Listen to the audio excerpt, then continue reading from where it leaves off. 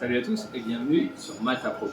Aujourd'hui, comme vous pouvez le constater, je suis sur site. En effet, j'étais en vacances en Angleterre et j'en ai profité pour faire un petit détour par la Cotswolds Distillery. Toute jeune distillerie qui a ouvert en 2014 sous l'impulsion d'un ex-mania de la finance londonienne, Daniel Sor, qui voulait tout simplement produire le meilleur whisky possible à côté de chez lui. Le premier whisky est sorti en 2017 et depuis elle s'est fait une petite réputation chez les amateurs de whisky, la Cotswold Distillery. Elle fait partie des distilleries anglaises, donc hors d'Écosse, les plus connues. On va visiter tout ça, évidemment on va faire le tour de la distillerie et à la fin on va faire une petite dégustation bien sûr. Du coup on se retrouve juste après. De retour en Alsace, cette fois, comme vous pouvez le constater, pour vous en dire un petit peu plus, la Cotswold Distillery, elle a commencé par produire du gin. Pour rentabiliser une distillerie, c'est déjà assez compliqué comme ça, mais c'est surtout compliqué les 3 premières années finalement, puisque la législation écossaise, comme vous le savez, interdit de vendre un spiritueux sous l'appellation whisky s'il n'a pas 3 ans et un jour de vieillissement dans des fûts de chêne. Du coup, pendant 3 ans, aucune rentrée d'argent, et ça, c'est pas possible. Pour pallier ce problème, la distillerie, elle a décidé de produire du gin. En gros, ils font venir de l'alcool neutre, c'est de l'alcool de blé, et ils utilisent cette base pour faire leur mélange d'herbes. Déjà, ils ont pas mal de recettes. Ils font macérer ça quelques jours, ils refont une passe de distillation, et c'est fini. Donc un gin, ça se produit en une semaine à 15 jours maximum, beaucoup plus facile et surtout beaucoup moins long à produire que du whisky. Et ils ont tellement bien fait leur boulot que finalement ils ont acquis d'abord une réputation en tant que distillerie de gin et c'est pour ça qu'ils continuent aujourd'hui. Ils ont même acheté un alambic de distillation plus grand pour répondre à la demande. Mais la Cotswold Distillery, et ça on me l'a confirmé sur place, c'est avant tout une distillerie de whisky. Le but premier c'est de produire du whisky et le meilleur possible. L'orge provient exclusivement de fermes qui sont situées à quelques kilomètres autour de la distillerie, donc c'est un orge 100% local qui est utilisé pour faire ce whisky. La partie maltage maintenant, elle n'est pas faite sur place, ils n'ont pas la place, ça a déjà été assez compliqué de s'agrandir en 2019, ils ont construit un deuxième et un troisième bâtiment, ils ont eu énormément de mal à obtenir les autorisations, tout ça pour dire qu'ils n'ont pas la place de malter sur place. Du coup, ils envoient l'orge cultivée autour de la distillerie à 25 km, bon, ça reste pas très loin, vous allez me dire, à Warminster. Et Warminster, c'est une des plus anciennes sociétés de maltage du Royaume-Uni. Autant vous dire qu'ils connaissent leur boulot. L'orge maltée est renvoyée à la Cotswolds Distillery pour suivre le processus classique de fabrication du whisky. Deuxième spécificité de la distillerie Cotswolds, c'est une fermentation longue, même si ça devient relativement classique, surtout dans les nouvelles distilleries. Là, on est sur 90 heures minimum de fermentation, tandis que la norme, c'est plutôt entre 30 et 60 heures. On laisse les levures faire leur travail pour que le whisky prenne énormément d'aromatiques. Troisième spécificité au niveau de la Cotswolds Distillery, c'est le moment de la coupe. Comme vous le savez, on coupe les têtes de distillation, on coupe les queues de distillation pour ne garder que le cœur. À la Cotswold Distillery, les deux coupes interviennent très rapidement. Elles interviennent plus rapidement que la moyenne parce que le profil aromatique du whisky Cotswolds, le propriétaire a décidé qu'il devait rester léger et fruité. On opère la coupe plus rapidement pour ne garder que les composants aromatiques responsables des esters les plus fruités et les plus légers dans le whisky. Voilà, donc toutes les queues sont enlevées assez tôt, ce qui élimine tous les composants les plus lourds qui vont apporter peut-être l'aromatique la moins fine. Une fois la distillation faite, on passe au vieillissement. Le liquide est bien évidemment mis en fût. Pas d'extravagance réellement au niveau des fûts chez Cotswolds. On a un distillat qui est léger, on ne va pas le masquer avec des fûts ultra actifs, quoique, première chose, c'est uniquement des fûts de premier remplissage. Encore une fois, il y a une ou deux petites exceptions. Des fûts de Bourbon, bien sûr, des ex-fûts de Bourbon qui viennent des États-Unis, des ex-fûts de Sherry qui viennent d'Espagne, tout ce qu'il y a de plus classique. Troisième type de fût est celui qui est en fait le plus communément utilisé à la Cotswolds Distillery, des ex-fûts de vin portugais STR. Alors STR, c'est l'acronyme pour Shaved, Toasted and Richard. STR en anglais. Gratté, toasté et carbonisé. Une technique qui a été inventée, on va dire, ou en tout cas rendue célèbre par le docteur Jim Swan, l'Einstein du whisky, qui était un chimiste et qui s'est vraiment focalisé sur la manière dont on pouvait faire vieillir le whisky. On va extraire beaucoup plus de saveur du bois et ça beaucoup plus rapidement et le vieillir artificiellement, certains diront, plus rapidement que la moyenne qu'un fût classique de premier remplissage. Donc ils ont été beaucoup aidés par Jim Swan et également par quelqu'un qui s'appelle Harry Cockburn, l'ancien manager chez Bowmore.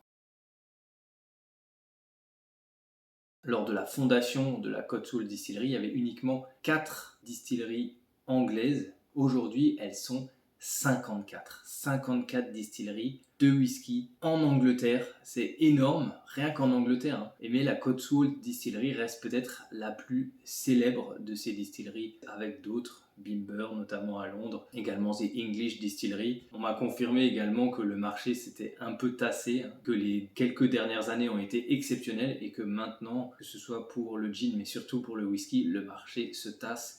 La concurrence est féroce, tout le monde veut faire le whisky le plus original et Cotswolds continue de miser sur la qualité. Alors ils ont maintenant une gamme assez large, mais ils utilisent toujours essentiellement ces 3 mêmes types de fûts, et notamment pour faire leur whisky de base qui s'appelle le Cotswolds Signature, vieilli en partie dans les ex-fûts de vin rouge portugais STR pour 70% et mélangé avec 30% de distillat qui a vieilli dans les fûts de Bourbon. Ils font l'inverse pour leurs réserves, 70% ex-fût de Bourbon, 30% ex-fût d'STR. Ils font uniquement Bourbon. La même chose avec leur whisky le plus âgé mis en bouteille jusqu'ici, donc 9 ans d'âge, 100% en fût de Bourbon. Ils ont 100% en ex-fût de sherry espagnol et ils ont encore 2-3 petites extravagances comme un whisky 100% vieilli dans d'ex-fûts ayant contenu du Laphroaig. Pas mal d'éditions limitées, évidemment, comme les éditions Harvest qu'ils sortent chaque année avec de magnifiques tubes comme celui-ci qui sont hyper travaillés, hyper jolis. Voilà. Ils savent ce qu'ils font. Quand même une belle part de marketing là-dedans, sachant qu'aujourd'hui, le Cotswold Signature, donc qui est leur whisky de base, il se trouve assez facilement autour de 50-60 € maximum. Au Duty Free de Londres, j'ai même vu la bouteille d'1 litre pour 40 pounds, donc à peu près 50 €. Très bon prix parce que je vais vous dire, j'ai pu goûter beaucoup de leurs expressions du coup lors de la visite et ça reste un de mes préférés, si pas mon préféré au niveau rapport qualité-prix, le Signature. Je trouve qu'ils ont trouvé le bon équilibre. L'inverse que je pensais préférer, leur réserve, 70% Bourbon, 30% STR, je l'ai trouvé un peu fade. Je trouvais qu'il manquait un petit peu de caractère. Et j'ai pas tout goûté car comme vous pouvez le voir, j'ai évidemment ramené des bouteilles, forcément. Je me suis concentré sur les bouteilles qu'on ne peut pas trouver en France, même en ligne. Et notamment celle-ci, donc, qui est une édition limitée à 1500 bouteilles. Je vais pas préciser, mais toutes leurs bouteilles sont ni filtrées ni colorées, bien sûr. Et celle-ci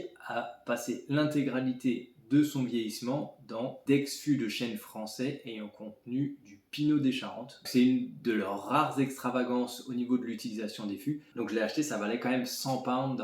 Ma limite, vous le savez, c'est à peu près 100 €. Là, je l'ai transformé en pounds. Bon, j'ai fait une exception parce que je ne vais pas y retourner de sitôt non plus à la Cotswold Distillery. Voilà, c'est sûr, c'est cher payé. Il y a du marketing là-dedans. C'est un whisky jeune, pas plus de 5-6 ans, grand maximum. On va voir ce que ça donne tout de suite après. J'ai ramené une deuxième bouteille. Celle-ci, je suis tombé dessus par hasard parce que après la visite de la distillerie, on est allé visiter le palais de Blenheim, donc qui est un des plus beaux châteaux d'Angleterre. Et ils avaient sorti une édition limitée de 400 bouteilles en partenariat avec la distillerie Cotswold, bien sûr, avec de l'orge cultivée sur les terres du palais de Blenheim. Voilà, sur le Blenheim Estate. Donc, j'ai pas pu m'empêcher d'acheter la bouteille parce qu'elle est sold out sur tous les sites également. C'est un 100% ex-fût STR, les ex-fûts de vin rouge portugais, et embouteillé à 46 degrés d'alcool. Pas de mention d'âge, un whisky très jeune aussi je pense là, mais une édition ultra limitée et sold out partout. On va passer bien évidemment à la dégustation de ce fameux Cotswold vieilli en ex-fût de Pinot des Charentes.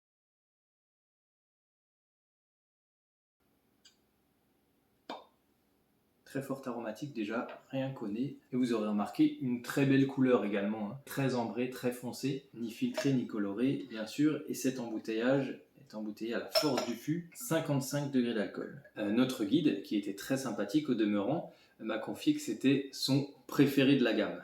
Est-ce qu'il dit ça à tous les visiteurs, ça par contre? Donc c'est mon premier whisky de la journée, comme vous l'avez vu, je viens de l'ouvrir, donc il y a encore pas mal d'alcool au nez, mais on a également une très forte aromatique derrière cet alcool déjà, beaucoup de douceur et également des fruits bien mûrs derrière. C'est assez prometteur comme nez, un des meilleurs nez sur toute leur gamme. Je pense le nez le plus aromatique des whisky Cotswolds que j'ai eu jusque-là. C'est un Cotswolds avec ses forces et ses faiblesses, la même faiblesse principale pour moi, très aromatique, effectivement sur le fruit, assez influencé par l'ex-fût de Pinot des Charentes, on est sur des fruits bien mûrs, de la pomme, de la poire, le raisin évidemment. Voilà, c'est une explosion de fruits, assez classique mais bien équilibrée. Autre point fort, la longueur en bouche et la texture. Sur tous les Cotswolds que j'ai pu goûter, certains étaient un peu en dessous, mais ils avaient tous une belle texture, bien onctueuse, ça enrobe bien le palais, une belle longueur en bouche, là je l'ai encore. Vraiment pour de jeunes whiskies, c'est une belle longueur en bouche. Donc c'est des whiskies de qualité, il n'y a pas de doute. Par contre, c'est des whiskies jeunes et souvent les whiskies jeunes, il y a un déficit de complexité. Celui-là, c'est pareil. Il y a un petit peu d'épices qui vient un peu diversifier le profil aromatique. Donc voilà, c'est un peu la faiblesse de tous les Cotswolds, c'est ce manque de complexité. Je vais faire quelque chose que je fais pas souvent. Je vais ajouter un peu d'eau. Le seul qui était un petit peu plus complexe que les autres, c'est le tourbé. C'était un niveau de tourbe tout à fait convenable, hein, assez léger, et je trouve que ça enrichissait le profil aromatique du whisky. Ça apportait quelque chose en plus que ce côté fruité. Un peu plus de profondeur, là je ressens vraiment la poire là dans le nez. C'est un nez encore un peu plus agréable maintenant.